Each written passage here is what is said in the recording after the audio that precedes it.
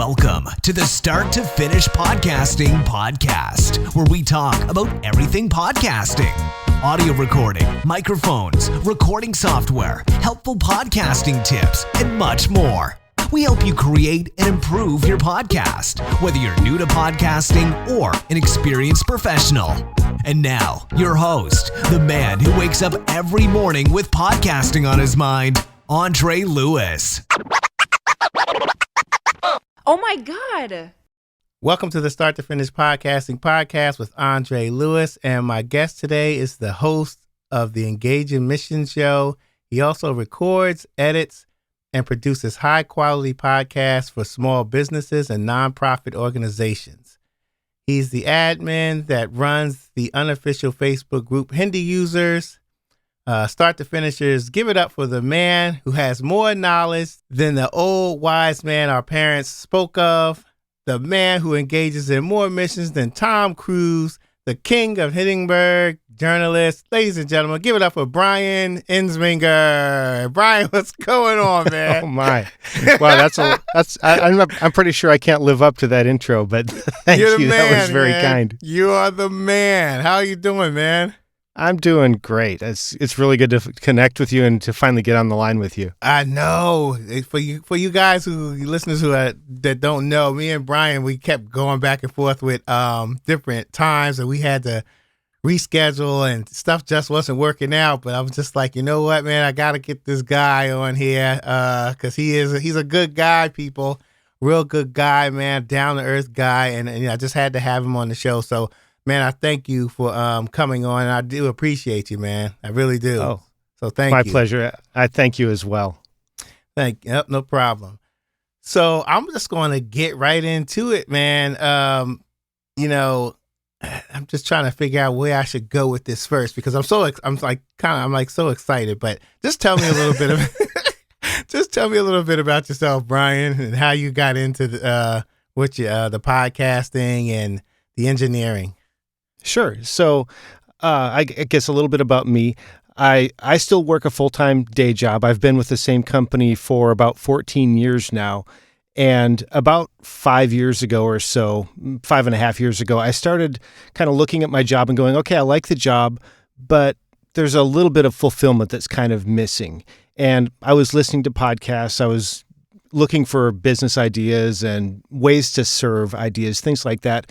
And as I thought about that, I thought, I really enjoy podcasts. I like listening to them. And I had some background in audio production from before, not really high-level stuff, but I'd done some work before. So I thought, well, I probably have the skills to pull something like this off. I was looking at it a little bit naively going, well, it's spoken word. It can't be that hard to do. So I thought, well, I can do that. And so then I just started looking around for a group of people to serve because I thought, I don't know that I have a topic that I consider myself an expert on. I didn't have a deep-seated passion to share my wisdom with the world. But as I looked around, I thought, I'm part of a local church, and I see that every year it seems like missionaries get a little bit less platform time, a little bit less time to share what they're doing. And so I thought, well, maybe I can provide them a platform to share their stories. And so that all just kind of came together. And over the course of about 6 months or so, I started, kind of thinking through the process of how I would do this, started taking stock of the equipment that I had, and then started producing that show.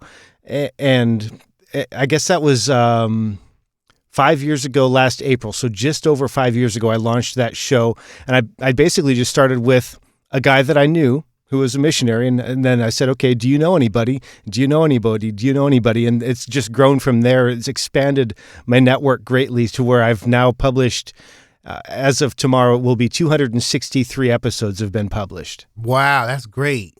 Wow. Yeah, so I enjoy it. I can't wait to get to 263. You can do it, man. All you got to do is just keep going. Exactly. My podcast is like it's bi-weekly, so it's just like this particular podcast is bi-weekly. So yeah, hopefully, one day if God blesses me, I'll get there. Yeah, I mean, so to be fair, when I first started my show out, I was a weekly show, and about 3 years into it, it just got to be too much. So I'm actually bi-weekly as well. Okay. Yeah. So it's not just me. No, it's not just you.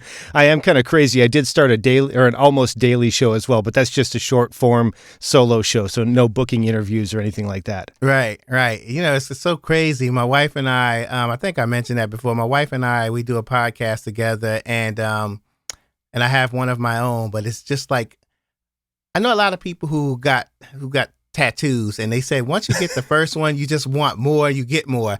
And I think that's the case, man, with me in podcasting. Like, I have two, but I want another one. And I know if I get a third one, it's going to be a lot of work and time. But then I know after that, I'm probably going to want another one. I'm podcast crazy, man. And I just love it.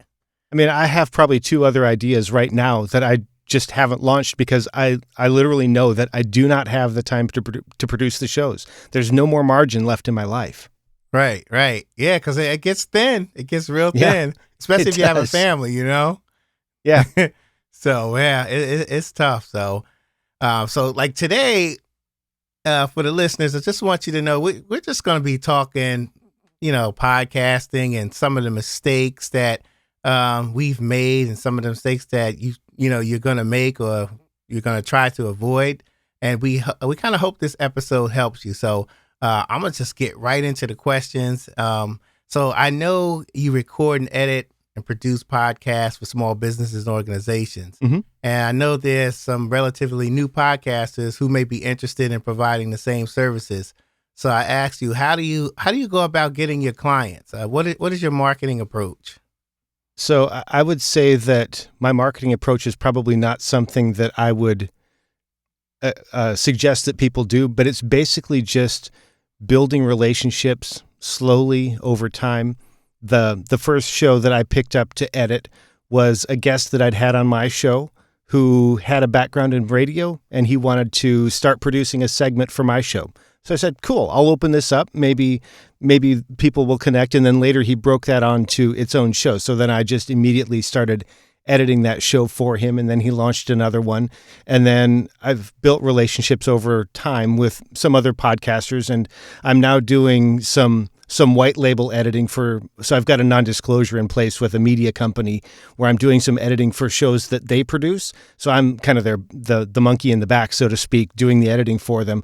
And in total, other than my own shows, I edit about 6 shows on top of my day job. But it's just really built slowly over time in that way, just building relationship, having conversations with people, and just helping them out. And then, a few of them then reach out and say, hey, would you help me with my show? But by and large, you just help people and they go on and they do it themselves. Okay, yeah. And I think a lot of new podcasters, they need to know that it's a process. It's not something that it rarely happens overnight unless if you have some backing already and you have a nice long following. But it's a process, and you really got to just be patient, and, that stuff will come. You just give out good content, and it'll come. It's going to take a while. Don't think you're going to do it in 3 weeks, 4 weeks, a month.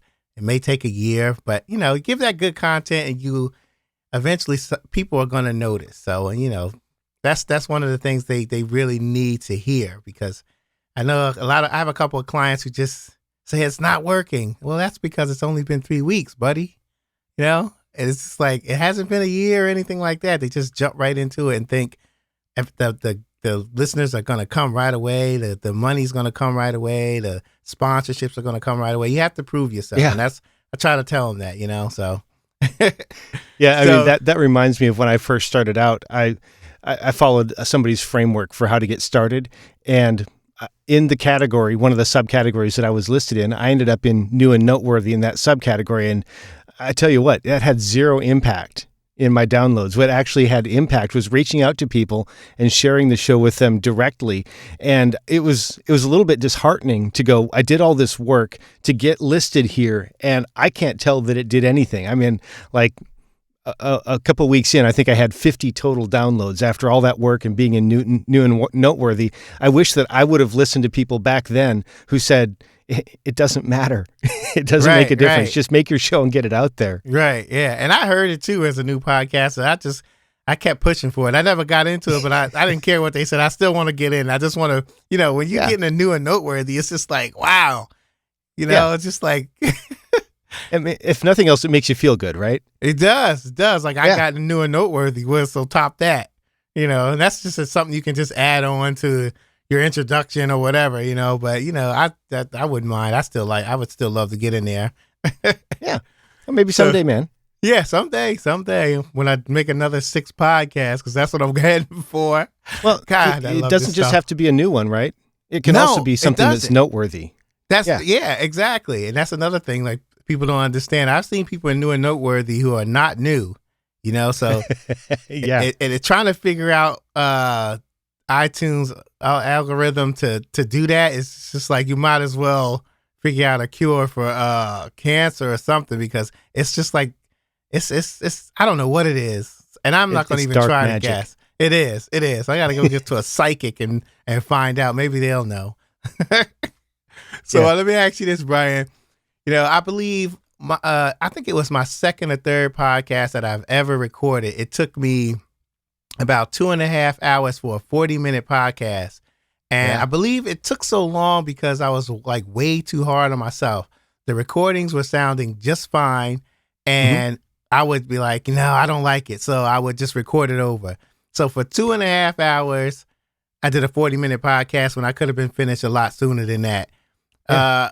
Were you tough on yourself like that when you like your expectations of your episodes when you first started podcasting? I think probably yes and no. And let me explain, because that sounds like a non-answer, right? So I would say that I had a certain level of high expectations for my ability because of some of the things that I had done before.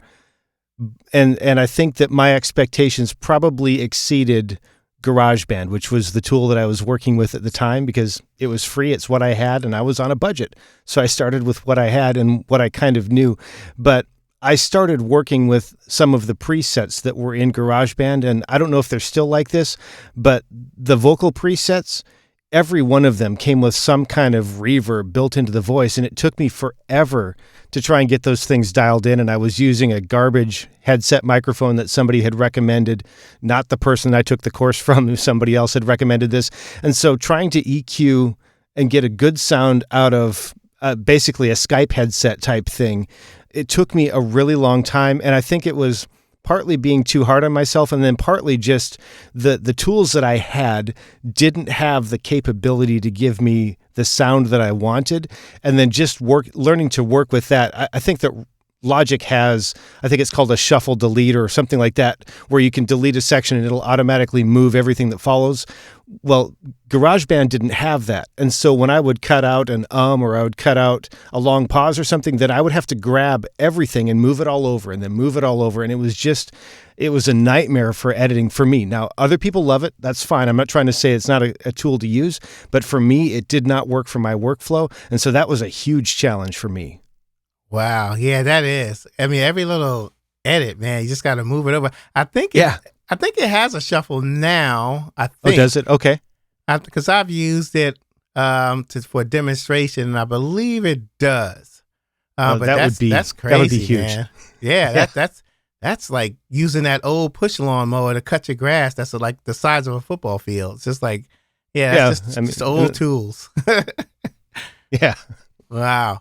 So Bryan, I have like several clients who I call them, and they know I call them this. They're gonna probably know who I'm talking about when I say this. I call them equipment chasers, and I call them that because they're always chasing the new stuff, and they want the newest things that come out. When you first started podcasting, were you like one of those equipment chasers, or did you just settle for what you had?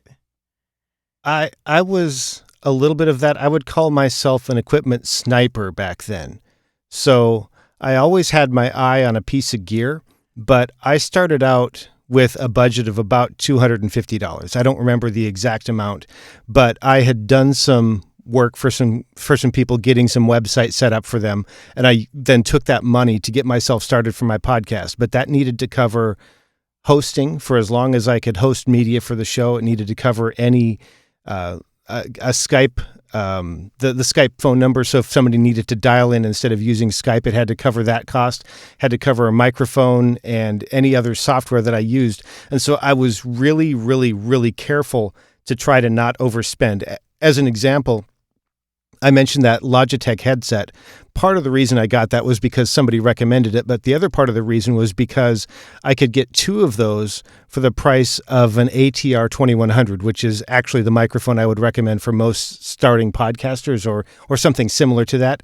And so I was looking at it going, okay, I know this probably isn't the best, but it was recommended by somebody that I respect, and I can get 2 of these for the price of 1. So then I could sit down with 2 computers and do a recording that way if I needed to.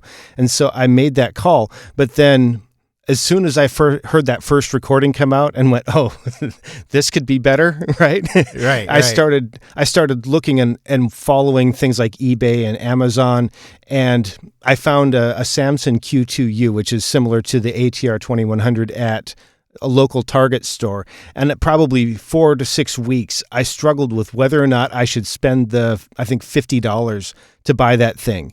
And like I was looking around going, okay, can I do some additional work for cash? Because I'm always watching that, how much runway do I have? Because the agreement I had with my wife was, I'm going to start this crazy podcast, and if it doesn't start paying for itself somehow, either through additional work that I can do or through some kind of sponsorship or donations or whatever, when the money runs out, the show's over. And so I was watching that end time going, how far can I float this show before it needs to be done? And truth be told, I missed it by about a month or so, but I had talked to my wife, and I felt like the show had value. We both felt like the show had value for people. And there was, in about a month or so, I was going to pick up some freelance work that just hadn't started yet. So we actually floated the show for an extra 1 or 2 months, which is like $15 total, right? It's not like it's huge money, but that was the agreement. And I was trying to walk in integrity to the agreement that I'd made with my wife about how we were going to handle this thing. And so I was literally watching every penny every time. And so I was more of a sniper than a shotgun, if that makes sense. Right. Yeah, absolutely. And it's funny because now maybe that's universal, but I had that same talk with my wife when I started podcasting. So it's just like, yeah, I get it. I'm gonna switch gears a little bit.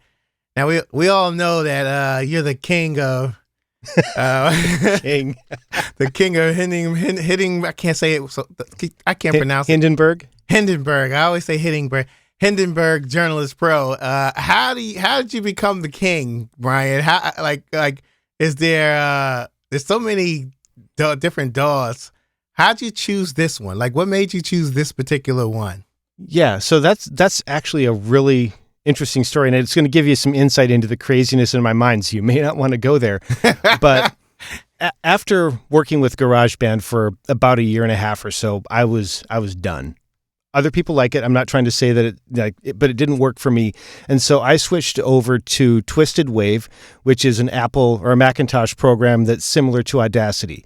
And it's a destructive editor, which means when you're monkeying with stuff and you save it, those edits are then baked into the file. And so it worked for me for a while, but I didn't want to stick with that particular model long term.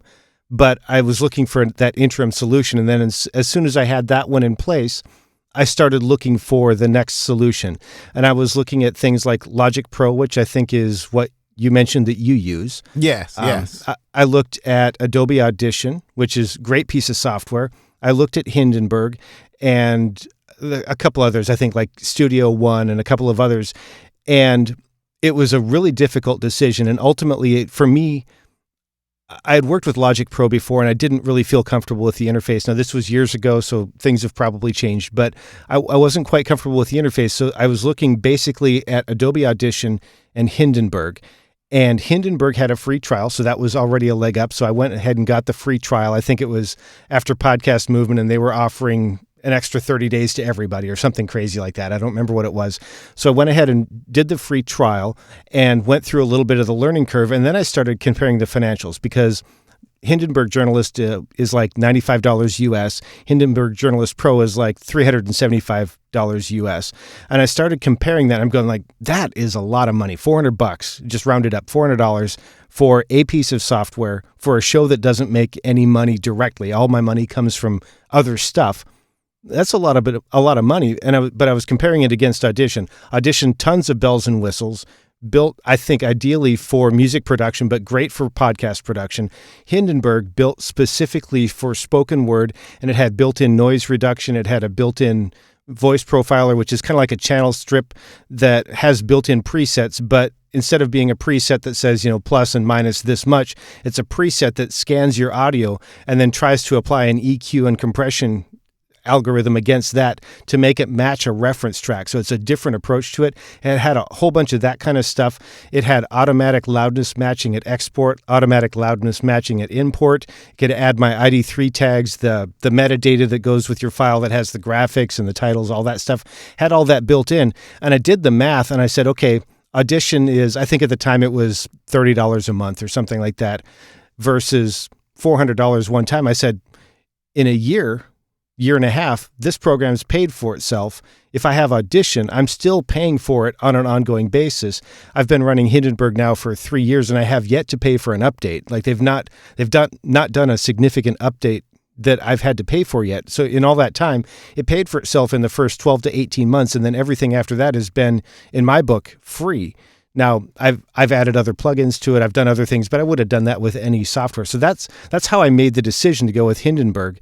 And I'm not quite sure. I think you had mentioned being the king of Hindenburg. I would disagree with that, but I think where that came from was people would ask questions in the podcast editors group that Steve Stewart has, and I would give answers based on Hindenburg because that's the tool that I was using. And because of that, not because I was trying to do it, but just I think more and more people started looking toward Hindenburg as an option. And then about a year and a half ago or so, Steve ran a series of free webinars for members of that group who were wanting to consider other editing software.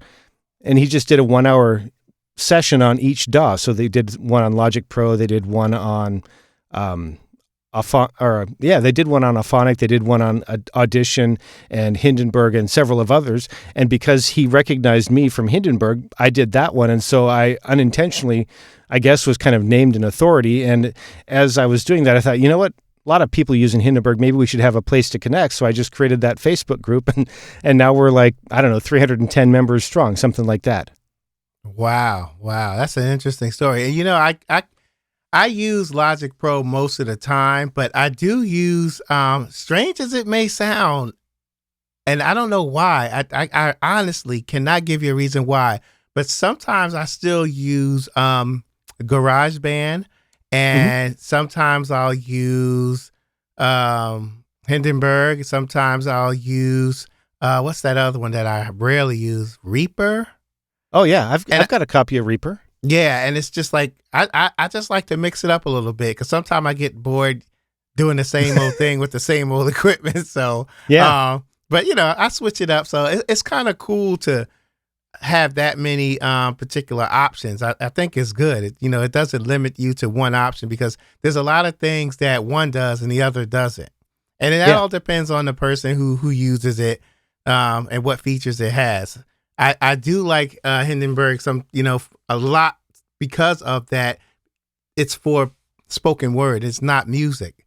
Because I'll tell you, Logic Pro 10, there's a lot of stuff that has nothing to do with me. I'm just here. I'm just here for this. I'm not here for all other stuff. Interface has changed, but I like it. How many plate reverbs do you need? Exactly. None. Bryan, I swear there's stuff on there that I've never even used. I can't spell it. I can't even honestly, what in the heck is this? So I get it. Man. Yeah. It's so funny that there's so many different ones that you can use, and I take advantage of it. I really do. So yeah. So I'm going to switch another gear here and downshift. And I'm going to ask you, do you ever, in all your years of podcasting, and I'm sure you have, but just want to know for my new people, do you ever get to the point where you just want to be like, you know what, I'm done with podcasting? Like, not quit, but just want to take a long break? And if actually, so, what made you hang in there? Yeah, so actually, about a year and a half ago, so December of 2017, if my memory is right, I actually took an entire month off from my show. At the time, I was still producing a weekly show. And to be fair, I had a couple of people helping me with the show. I wasn't doing it all alone, but between the workload for that, as well as the freelance work that I was doing and some of the other stuff, I was just getting crispy. I was getting a little bit burnt out. And so for the health of the show and my mental health, I decided to take a month off and reset. And when I came back every other week or twice a month. And I made some intentional changes because, and I thought about letting the show go. I really did. And it's something that I've considered from time to time. In fact, even as recently as this year, you start getting tired, stuff starts piling up. This show doesn't directly make any money. I start thinking, is it time to hang this one up? And almost invariably, when I start thinking that, I'll have a listener that sends me a note that says, hey, just wanted you to know what this person shared really mattered. For example, I don't remember any names, and even if I did, I wouldn't share them because I don't have permission. But I had somebody a few months ago who sent an email and just said, for a while, I was feeling like we were all alone in the particular thing that they were doing. But because of what this person shared when you had them as a guest on your show, we're realizing, oh yeah, that's normal. It's normal to feel like you're all alone. So really you're not, because everybody feels that way from time to time. And it's normal to sometimes have to slog through these kinds of things, to fight through, for lack of a phrase, to kind of fight through the mental and emotional battle that happens when you're trying to accomplish something that you haven't done before in order to come through the other side. So we're here, we're sticking it out. And I'm going, that's why I'm doing this. Maybe it wasn't the reason I started, but it's why I'm doing it now. Right. Definitely. And that's a good thing when you get that email that, somebody, you're making a difference. It's a great feeling. And I try to tell some of these new podcasters and some of my clients, don't worry about the numbers in terms of subscribers. If you have 50 subscribers, then that's 50 people that's listening to you. It doesn't really matter if it's 1,000 or 50. You whatever you're doing, you're helping somebody. And, whether you're helping the masses or just 50 people, it's still what you got into it for. So, that's something to keep in mind when they look at those numbers and get caught up into those stats. So it's a good point. It's hard, right? Because if you're that comedian who's playing a room of 25 to 50 people, it's not nearly doesn't feel as good as that guy that's playing a stadium. Right. But the reality is the guy that plays a stadium probably also plays stages of 25 to 50 to hone their craft. You just never see that part. Right. Good point. Absolutely. So we as podcasters, we have our ups and downs. So in terms of having these ups and downs, what is your most memorable moment? Whether it be something negative or positive, what is your most memorable moment in podcasting? Well, now I've got to remember things. That's tough.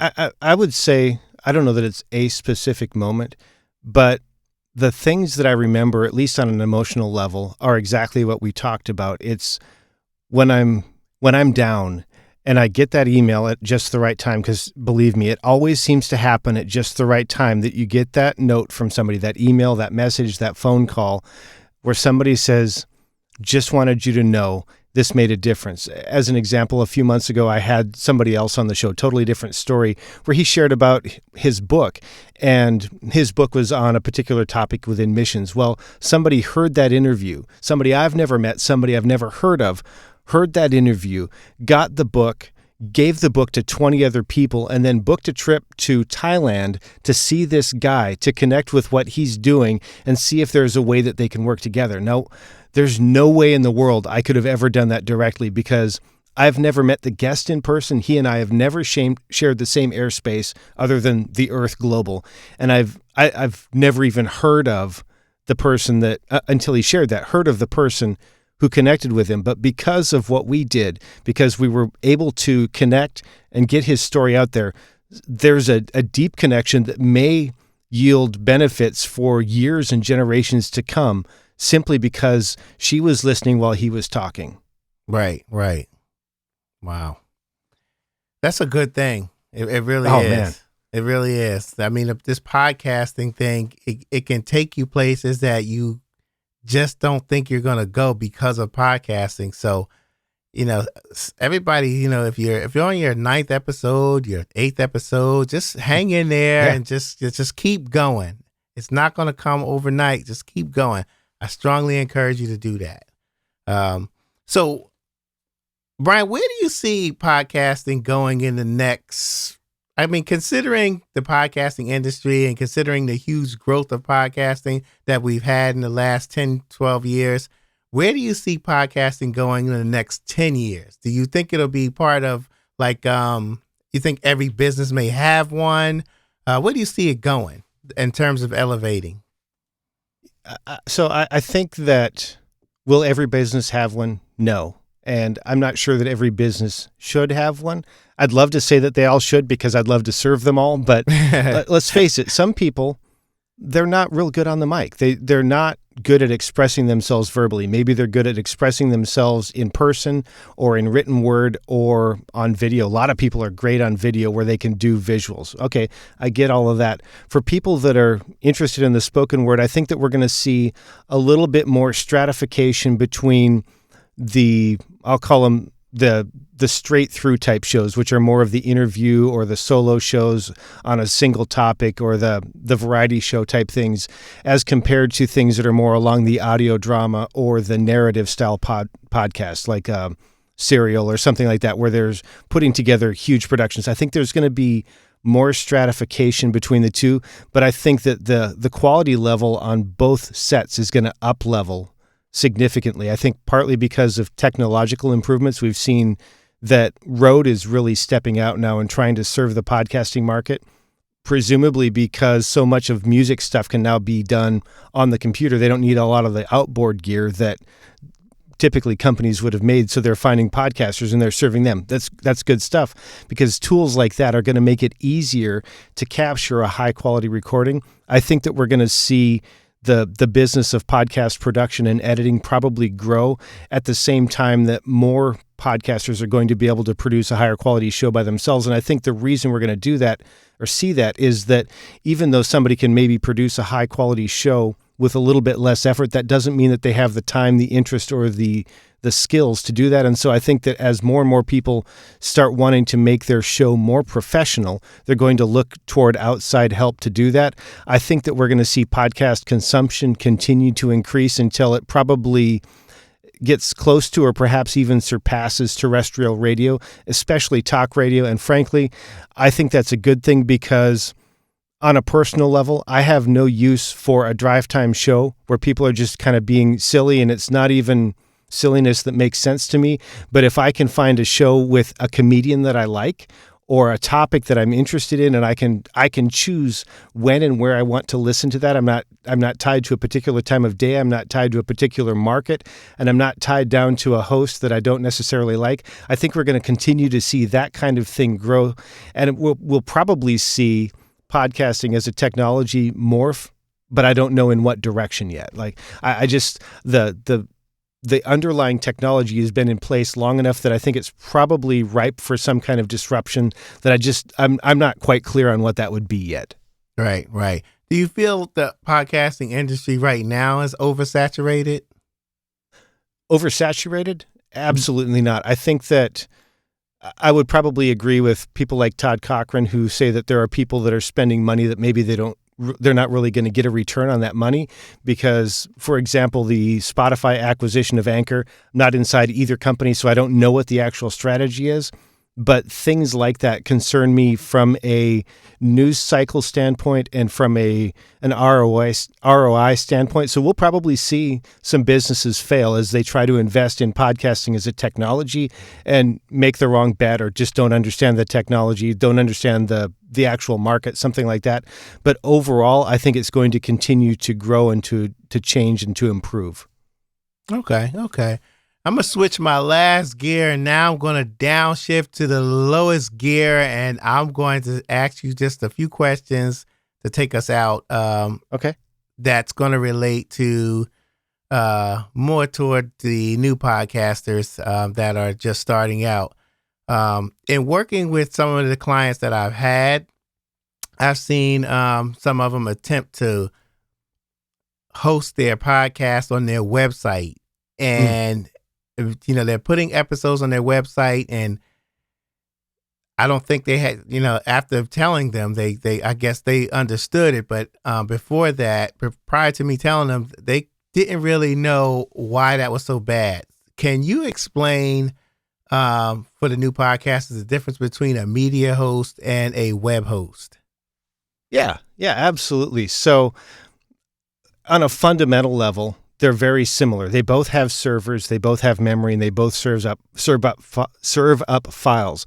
But the difference is that a web host, while it can do fundamentally some of the same kind of things, it's not built to deliver large files that a whole bunch of people are requesting at once. So especially if you pick up some kind of shared hosting, like a lot of people use Bluehost or SiteGround or GoDaddy or something like that, where you're paying, call it $5 or $10 a month, something there, and they call it unlimited hosting. But the reality is that they've got hundreds or thousands of different websites all hosted on one server, and it's not built to handle the kind of traffic that a podcast will get, where you drop an episode at, say, 5 a.m. Eastern, and by 5:10 a.m. Eastern, maybe 1,000 or 2,000 different podcatchers are all pinging that at the same time, trying to download that same media file at the same time. And so it really creates issues on that server that could ultimately, depending on the hosting company, get you booted off from what you thought was an unlimited plan, because there's always fine print. Whereas a proper media host, I'll call it proper, a company that does media hosting for podcasting, somebody like Libsyn or Blueberry or Spreaker or Simplecast, any of those companies, they have huge banks of servers that are built to do nothing but deliver your media files as best as possible, as quickly as possible, and they've got the ability to handle the load that's required. And so they handle that part of it. They're very specialized in what they do. Some of them have distribution networks where they'll take your file and they'll distribute it to different servers globally so that different markets get their files from a different place. So they're distributing that workload so that they can provide a great download experience. But the benefit of that is not only the download speed for the people that are listening on their podcast apps, but anybody that goes to your website isn't being hampered by all of that traffic hitting the same server at the same time. So your website continues to function as it should, not being hampered by delivering large media files, and your media files are downloaded more quickly and more effectively. Right. And honestly, you not only can lose, your hosting, you can lose a lot of listeners, because if they come there, they want what they want, they get jammed up, and it's slow, and that could possibly turn them away. So yeah, that's good stuff. So I want you to. I'm gonna tell you 3 common mistakes that I've made, okay? when I first started podcasting, and then I want you to tell me your 3, and we're gonna see if they if some of them are the same. But I'm asking this question specifically because this needs to be new podcasters really need to know this, because I don't want them to be like, oh, I stink, I suck. But this is common. This happens. When it rains, people get wet. You getting wet in the rain ain't nothing different. And, everybody gets wet in the rain. But so I'm going to give you my 3 mistakes that I made when I first started podcasting, and you tell me yours, okay? You ready? All right. The first one that I remember so much is going overboard with the editing. And when I say that, I'm talking about, like, I was chopping more stuff. I was chopping more than a butcher in a meat store. Like, just chopping everything. The S's were like, where were they? They were missing, like call 911. My S's are missing off my words. So editing was one. Forgetting to hit the record button, that didn't last long. After 2 or 3 times, I learned my lesson. And another one, which is a good one that everybody needs to know about, is not speaking into the mic properly. So if I just, the turning the head when I'm looking at a guest, instead of just moving my eyes, I'm moving my whole head, a little bit, depending on the mic I had. I had a cheap $20 mic, so I really couldn't take I really couldn't turn my head. Like some mics like the Shure SM7B I can turn and go different ways, but the not speaking into the mic, lack of mic technique was my third one. It was kind of one of my biggest ones. So what was your 3 mistakes? So I think probably the first mistake, and I didn't know it was a mistake at the time, was the Logitech headset mics.